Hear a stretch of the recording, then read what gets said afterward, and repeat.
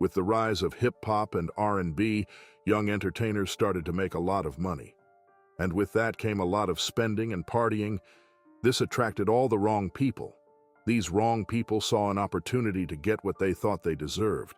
And right then and there, the rise of some of the most ruthless criminals came to the forefront. Stealing, extorting, and execution for hire became an entire business rooted in jealousy, turf war, gang war, and bragging rights. Today, we will go in depth in the stories of some of the most dangerous gang members in New York's history. Some of these men became the most feared men on the East Coast, even today, although most of them dead or in prison. With just a whisper of their names makes people want to think twice about where they go and who they're with. Number 4. Walter King Tut Johnson. Walter Johnson was born in 1963 and grew up in Cypress Hills, a section of East New York, which itself is a neighborhood in the eastern section of Brooklyn, New York. Despite being raised as a Jehovah's Witness, he began a long criminal career in Brooklyn at the age of 16. It was during this time that Johnson acquired the nickname King Tut. At some point, he helped to form a robbery ring, dubbed the Black Mafia, comprised of Brooklyn youth. The gang specifically targeted narcotics dealers. Johnson's exploits served to inspire other local criminals as well. On June 23, 1982, a teenage Johnson robbed 300 worshipers at gunpoint in his mother's Kingdom Hall in East New York.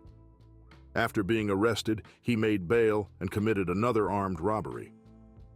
On October 7th, Johnson and 4 associates held 12 passengers at gunpoint aboard a city bus on the Queens to Brooklyn line. On August 8, 1983, Johnson was convicted of second-degree robbery for the bus holdup and first-degree robbery for the Kingdom Hall holdup, and was sentenced to 2 to 6 years in prison. After being paroled in 1988, Johnson was convicted of criminal possession of a weapon and sentenced to 4 to 8 years in prison. In 1993, Johnson was charged in connection with the shooting of NYPD officer Richard Avels inside a Brooklyn barbershop. At about 7 p.m. on January 15th, Avels and another officer, John Morris, were in East New York, Brooklyn's Eddie's unisex barbershop, when 3 gunmen, including Johnson and Gerard Gary, entered to execute a holdup. Avels and Morris, both off-duty, exchanged fire with the assailants, hitting Gary once in each leg and the third man in the chest. While both officers were shot in the leg, Avels suffered a shattered hip. Both officers and Gary were taken to Brookdale University Hospital and Medical Center for treatment. While Avels sustained partial paralysis, Johnson was not injured and was eventually acquitted of attempted homicide. He was, however, convicted of armed robbery, for which he served 1 year in prison. On October 24, 1996, Johnson was charged in Brooklyn Criminal Court for 3 armed robberies spanning the previous 18 months. He was on parole for another conviction at the time of his arrest. The robbery charges were dismissed, and as Johnson left the courtroom, he was arrested by U.S. Marshals and NYPD Major Case Squad detectives. State prosecutors dropped the charges against Johnson so that he could be tried under federal laws. Johnson was eventually convicted and became the first New York City resident to be sentenced according to the 1994 federal 3 strikes law. He was given a life term without parole, as mandated by the federal bill for 3-time violent felony offenders.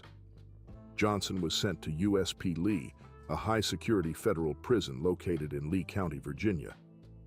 In the spring of 2005, Johnson was transported to MCC and temporarily detained in a cell next to his former partner, Jacques Agnant. He was further questioned by federal investigators for his possible role in Tupac Shakur's shooting.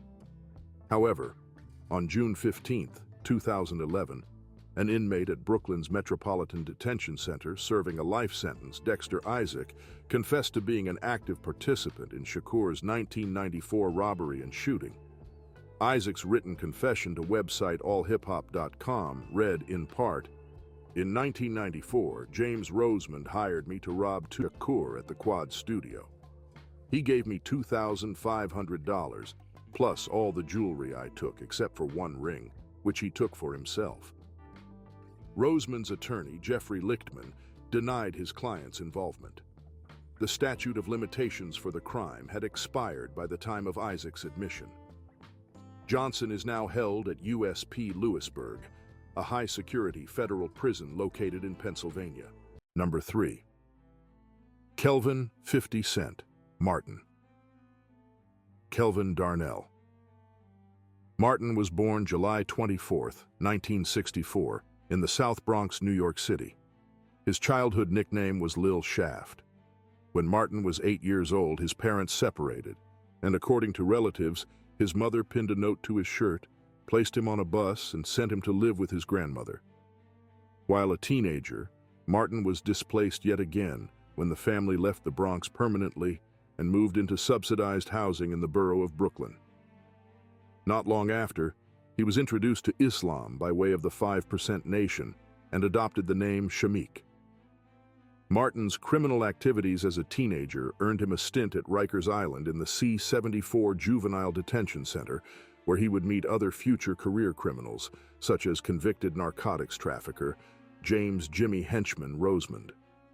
After his release and return to Brooklyn, Martin is said to have aligned himself with the Supreme Team street gang. It was around this time that Martin obtained the nickname 50 Cent. Martin was known to be always armed with his two favorite long-barrel handguns, a Colt .45 and a .357 Magnum. Martin declined to become a substance dealer in the then relatively new crack coke trade, instead preferring to obtain money through strong-arm robbery. He would soon go on to assemble the collective known as Brooklyn Zoo, a group of teens who reportedly targeted blue-collar workers, college students, liquor stores, pimps, and especially intoxicated club patrons for robbery. They collected cash from fencing designer purses and gold chains stolen from partygoers at the nightclubs in Manhattan. Martin gained widespread notoriety after allegedly robbing several members of the hip-hop industry. His victims included members of the rap group Houdini and a teenage James LL Cool J Smith. Reportedly, Martin approached Smith in the parking lot of a White Castle fast food restaurant in Brooklyn and appropriated the young star's solid gold rope chain at gunpoint. Martin's main robbery targets were allegedly narcotics dealers and their stash houses. His modus operandi expanded to include kidnapping and extortion as well. Martin would offer protection against robberies, violence, vandalism, and other forms of assault to local store owners and substances dealers in exchange for regular cash payoffs. Those who turned down this arrangement would find themselves the victims of said assaults, which were perpetrated by Martin himself. In addition to being stabbed numerous times, it's estimated that Martin was shot at least 24 times in 9 separate incidents. Despite having never been indicted for homicide, he is also believed to have executed 30 people. Because people were trying to assassinate him, Martin enlisted in the army.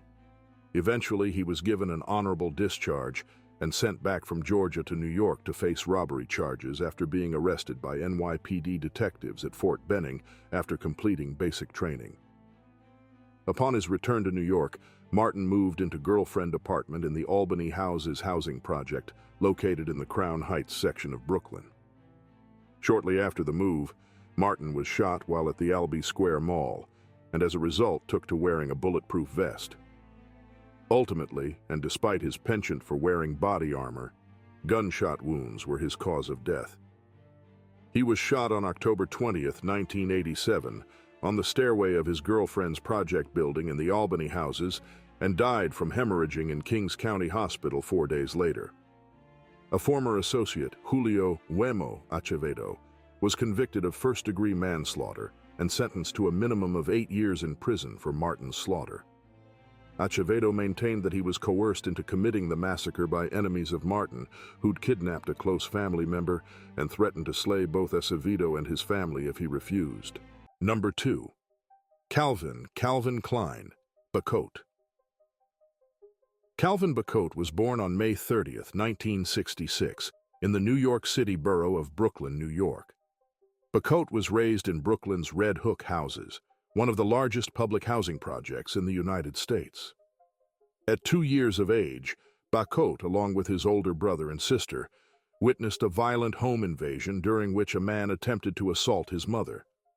At the age of 5, he accidentally shot a childhood friend and his older brother, Savior, in the hallway outside the family apartment after discovering his father's handgun. Bote's criminal career began when, at 13 years old, he indulged in petty theft, including gold chain and purse snatching. Bote acquired his first handgun at the age of 14 and proceeded to perform strong-arm robberies. At age 15, Bote served time at New York's Rikers Island jail facility in the C-74 section, which was used to house juvenile offenders. During his incarceration, he met other teenage criminals, including James "Jimmy" Henchman Rosemond. Both Bote and Rosemond held leadership positions among their fellow inmates during their detention. Bote was given his nickname Kelvin Klein, which he initially disliked, by fellow armed robber Kelvin 50 Cent Martin. Martin gave Bote the moniker as a reference to his penchant for wearing clothing by the Calvin Klein fashion label. At 17 years old, Bote followed Martin's example and began robbing local narcotics dealers. Bote frequently listened to New York's popular 98.7 KISS FM radio station, which primarily broadcast rap and R&B music, to learn the locations of parties and social gatherings around New York City promoted and sometimes hosted by the station. Bote would then proceed to travel to the location and rob the patrons of the gathering. In 1983, Bote was imprisoned for 4 years for armed robbery. He served his sentence at the Elmira Correctional Facility and the Coxsackie Correctional Facility, both maximum security state prisons. Upon his release, in 1987, he resumed his career of robbing local narcotics traffickers. 3 weeks after returning to Red Hook, Bote decided to traffic in narcotics himself. Though his older brother, Savior, had already established a small-time operation by this time, the two never worked together, owing to Savior's promise to their mother not to involve Kelvin in his narcotics business.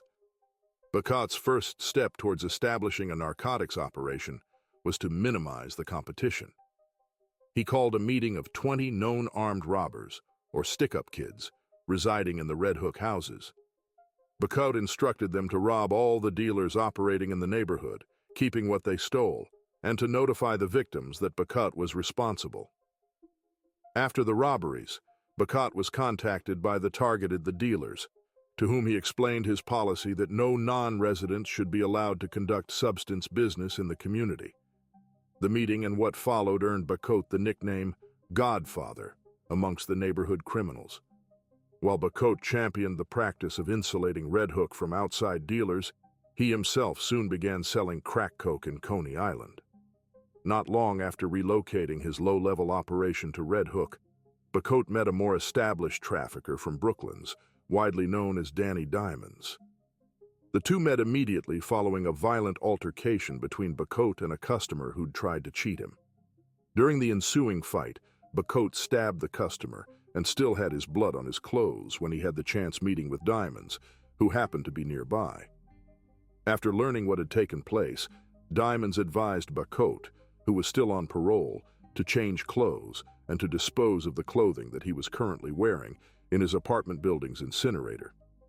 Not long after, Diamonds supplied with Bote with 28 grams of coke. After selling all of it, Bote called Diamonds back for 62 more grams an hour later. This pattern continued every few hours until Bote called Diamonds to notify him that he'd come to pick up a kilogram of coke around noon the next day. The two quickly formed a partnership, and together soon went on to control 33 retail locations for crack sales in Brooklyn. They also expanded their business to New Jersey, Connecticut, Maryland, Washington, D.C., North Carolina, and South Carolina. It's estimated that Bote and Diamond's narcotics operation generated revenue more than $250,000 every 4 days in 1987.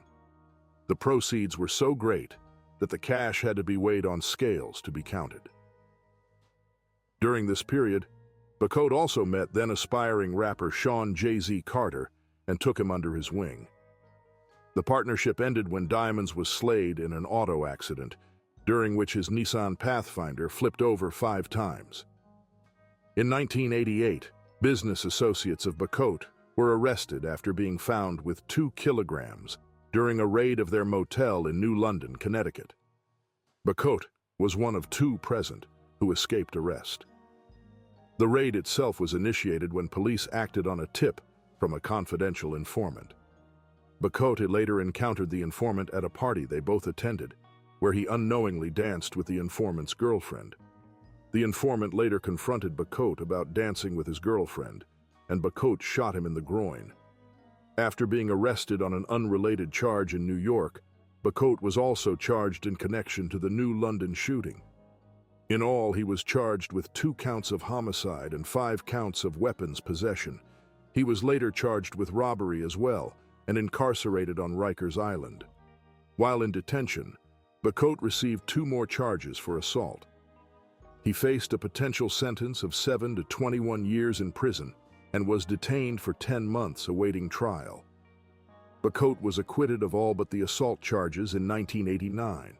He pleaded guilty and was credited with 55 days' time served. Though Connecticut prosecutors neglected to extradite Bote for the shooting, they sent him a letter barring him from the state for 5 years. Upon his release, he was gifted a kilogram of coke, a car, and $10,000 in cash from his narcotics associates for a shopping spree. Shortly afterward, Bote moved from Red Hook to the Bedford-Stuyvesant section of northern Brooklyn. His new residence was on St. James Street segment of Fulton Street, a major cross street. Within 4 days of his release, Bote had made $100,000 from narcotic sales. 45 days after his acquittal for homicide, Bote attended a party in Maryland with 11 associates, including Carter. The group got involved in a brawl at the event that resulted in the arrests of Bote and Carter, who were both charged with attempted homicide, assault, and possession of a deadly weapon. All the charges against Carter were dropped after Bote allegedly bribed a police official with $50,000 in cash. Following Carter's release, Carter bailed Bote out and testified on his behalf at trial, which took place 18 months later. Bote, who faced 40 years in prison, was convicted of assault and sentenced to 4 years in prison. The 4 years were to serve consecutively with a 21-year sentence for the other convictions. In 1991, when Bote began serving his sentence, he was worth an estimated $28 million. In 1996, 5 years into his sentence, Bote called fellow Brooklyn native Tyran Ty Smith to catch up on neighborhood news. Smith, a close friend of Bote's former protege, Sean Jay-Z Carter, intended to allow the 2 former co-defendants to converse for the first time in years. However, Carter's debut rap album was released earlier that year, and Bote, who was under federal investigation at the time for his continued narcotics trafficking, refused to speak to his old acquaintance to protect him from being linked to his criminal activity. Eventually, Bote succeeded in having the assault conviction overturned, and the remaining sentence was reduced to 15 years. In all, he served 13 years, 3 months, and 12 days in prison before being released in 2004. Number 1. Jimmy Henchman. Jimmy Henchman was born James J. Rosemond on February 5, 1965, in Brooklyn, New York.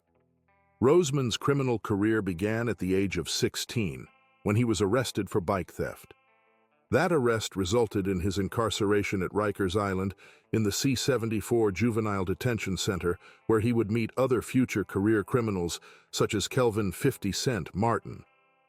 While incarcerated together, Rosemond was known by the nickname Ace, and Martin was given the name Little Bastard. At 18 years old, he was also charged with robbery in the first degree as well as second-degree homicide. A year later, Rosemond earned his 3rd charge for criminal possession of a firearm.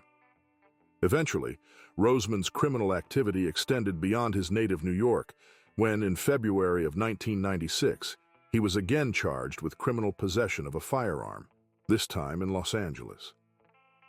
A song in which Shakur addresses his perceived enemies contains accusations that Rosemond was instrumentally involved in the actor's first shooting, which occurred 2 years earlier.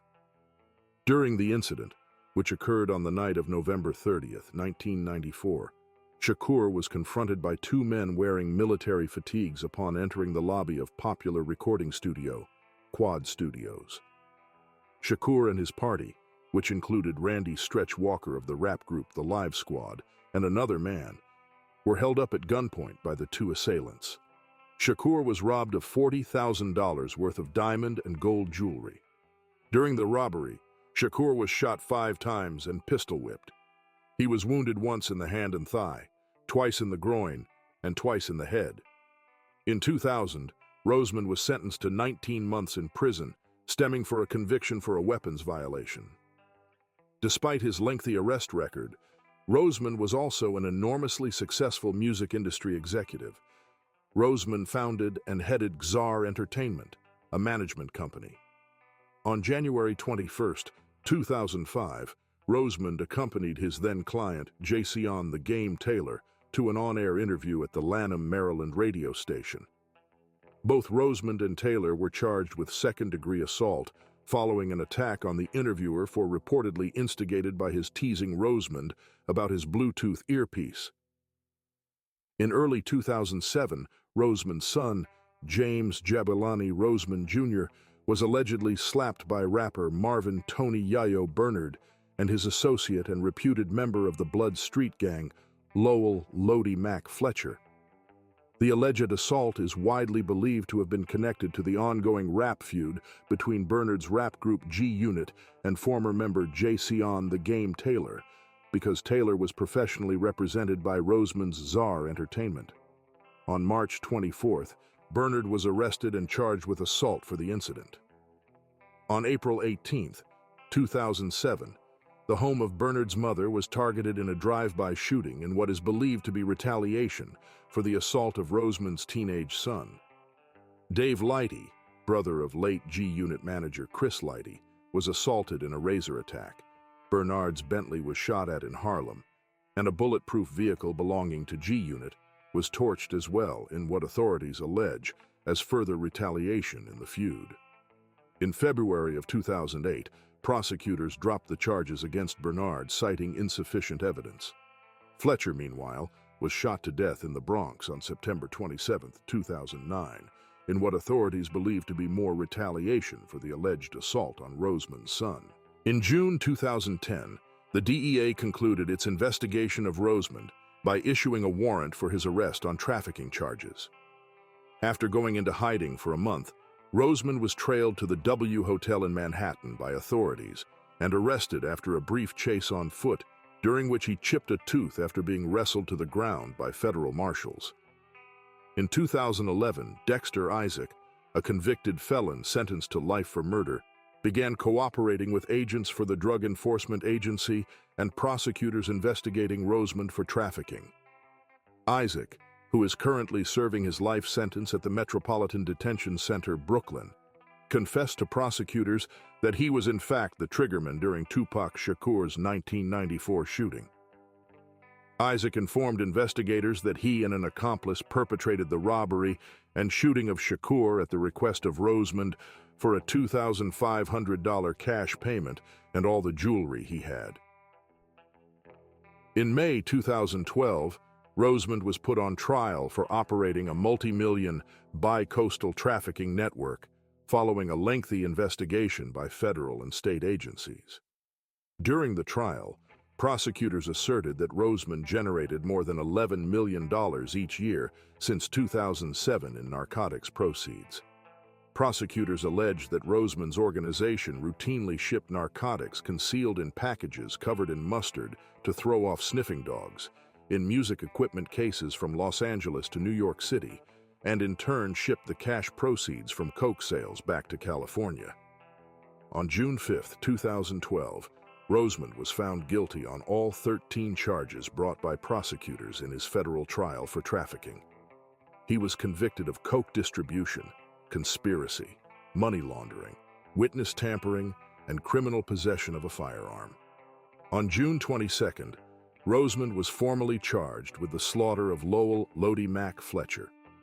On Friday, October 25, 2013, Rosemond was sentenced to life in prison in Brooklyn Federal Court. He was also ordered to forfeit cash and assets totaling $14 million.